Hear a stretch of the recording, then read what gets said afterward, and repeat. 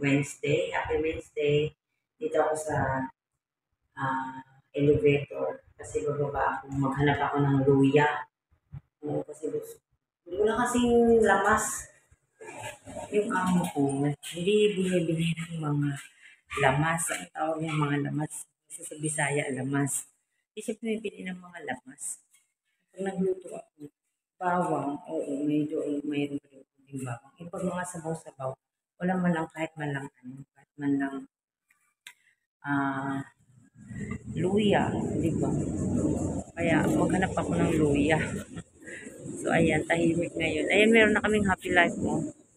Paglabas sa pinto ng building, andyan na yung happy life. So ayan guys, tara maghanap tayo ng luya. Ayan guys, andito na ako. Nagpapayong ako kasi ang init. Mainit na kasi talaga dito sa Taiwan ngayon. Summer na summer. So, pero mga ilan-ilang araw, maulan-ulan sa ibang lugar dito. Hindi lang maulan-ulan, mga baha pa nga yata. Kasi yung, iba yung sa Pilipinas bumaha, may bagyo. Siguro yung hinungaw ba, tawag nun sa bagyo dito na ano. Pero dito sa lugar namin wala, sa Taipei. Paambon-ambon lang, ganun, ulan-ulan, kunti. Ganun lang. Malayo-layo rin yung pupuntahan ko para lang sa luya. May mga gulay pero luya wala. Eh ako lang mag-isa sa bahay. 5 days sa linggo pa yun sila balik. Kanina silang umaga umalis. Balik nila linggo ng gabi. Nasa Singapore sila. So, sarap ng buhay ng may pera, no? Paano na lang. Bakasyon. Kakauwi lang namin, di ba? 2 weeks before ba yata? 2 weeks before. Kakauwi lang namin yung galing Thailand. Ngayon, punta naman sila ng Singapore. O, hindi na ako dinala. So, ayan yung ating view. Titingnan natin yung malunggay kung ano, meron ng ano. Pag pumupunta ako ng 7-Eleven, dito ako pumupunta. Ayan, may 7-Eleven. Kita niyo ba? Hindi ko na ma-zoom kasi may hawak akong payong. Ay, ang daming malunggay, bagong tubo.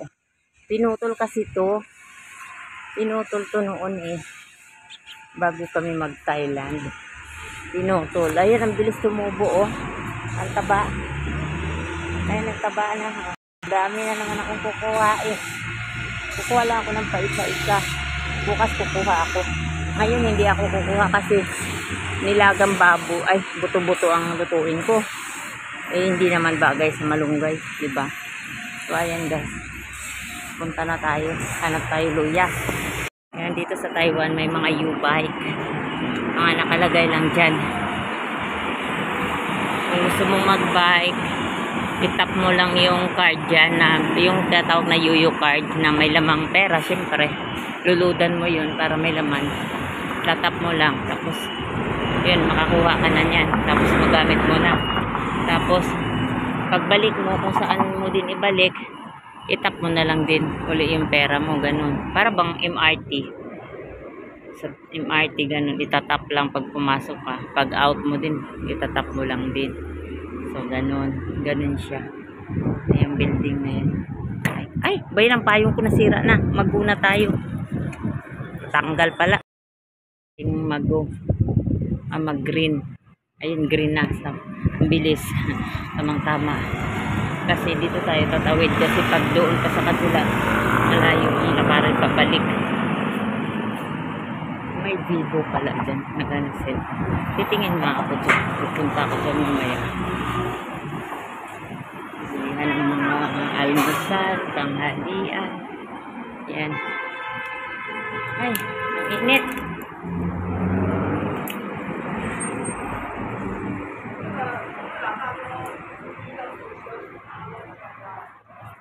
Ganda nito, mga pang-filter sa tubig inumin sa bahay. Hindi na kailangan ng ng mineral. And guys, malapit na ako. Ayun ako. Nakainit. Pag nasa taas din ng bahay ang init, pero okay lang kasi may doon. May aircon. Hindi naman ako binabawalang gumamit ng aircon sa loob ng room ko. May aircon ako eh. Tindahan. Akala ko sarado kasi sarado kapag dating ng ano, pagdating ng kotse, nag-open na siya. Sarado kasi sarado pag ano ko, late pala ko sila dito nag-open. Dumating yung kotse na to, yan, na nag-open na yan. Tuan ko nung oras mag-bukas, luya lang naman bilhin ko pero napakal kong maghintay. Hindi pala umaga dito open. Oo pala sila lahat na. Tapos mag-12 na ba? O alam, alas 12, alas 11.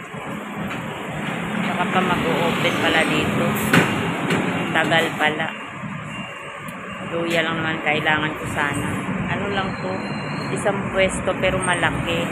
Oo, malaki. Meron din ako nakikita isang stand ng baboy, isang stand ng manok, ganun. So, hintayin natin guys. Ako, kasi nag-ano pa sila. Maglalagay pa yun ng mga paninda. Punta muna ako sa 7-Eleven, magtambay para may aircon tayo. Ang init eh. May 7-Eleven dito malapit.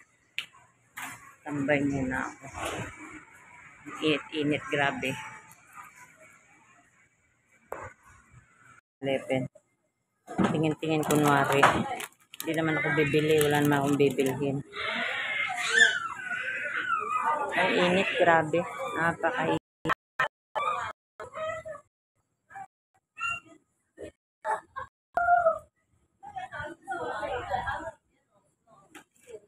Ultra protection. Spray.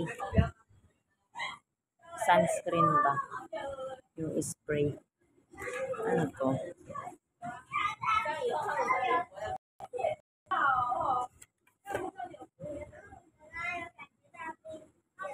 Gutom na ako eh. Niluluto nga ako ng sabaw. Gusto ko ng sabaw. Sabi ko sa amo ko kahapon, bilhan niya ako ng buto-buto ng baboy. Gusto ko magsabaw. Kasi sabi niya ano daw bilhin niya ang iiwan sa akin. Buto-buto, broccoli. Sabi ko lang ganun. Buto-buto, broccoli. Tapos nilagyan din niya ng isda. Meron ding isda siyang binili. Tapos yogurt. Alam niya mahilig ako sa yogurt. Binilan din ako yogurt. Alam niya yung yogurt ko, no sugar ang binili niya. Kasi alam niya na no sugar ako.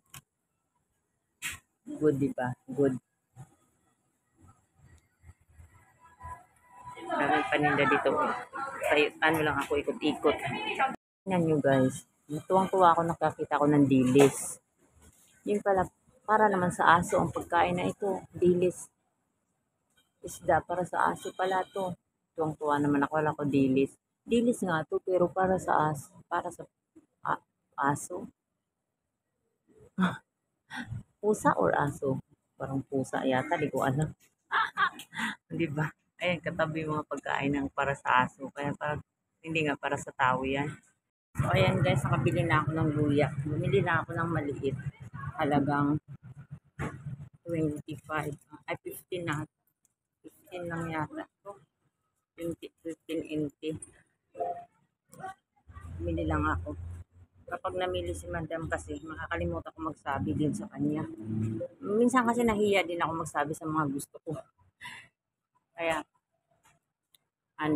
minsan nagtatanong naman siya kung anong gusto ko. Nagtatanong naman, kasi lang nakakalimutan ko din talaga magsabi, oy, loya, oy, sibuyas. Hindi kasi siya nagluluto, hindi siya marunong magluto, kaya hindi niya alam yung mga ricados. Kaya nga dapat ako nalang pamilhin niya. Kaso lang, hindi naman siya namimili sa mga wet market, sa grocery. Kaya nga ang isda namin ay salmon, tsaka yung isda nila dito na mahal yung isda na yun. Ganun lang, pabalik-balik. Hindi ako nakakatikim ng galunggong, ng mga isda ba na gusto natin kainin. Hindi, ganun lang. So, ayan, meron na akong luya. Nagpayong ako kasi ang init. Ito yung luya ko. Ay, nako. Sige na guys. Bye-bye na. Alas 12 na, wala pa akong kain. Magluluto pa lang ako. Parang tinatamad naman ako magluto na tuloy kasi Habang nasa 7-Eleven ako naghintay, nakakita ako ng paborito kong tinapay. Napabili na naman ako ng tinapay. So, talaga naman. Talagang dapat hindi na lang ako pumasok. Natutukso talaga ako sa tinapay. Diyan ako nahihirapan sa tinapay. Natutukso ako. Ewan ko ba. Dapat laging kumakanta ng tukso. Layuan mo ako. Parang wala na akong ganang. Parang busog na ako. Kaya aywan. Baka hapunan na lang ako magluto. Tingnan natin. Pero sarap humigop ng sabaw. Kahit mainit.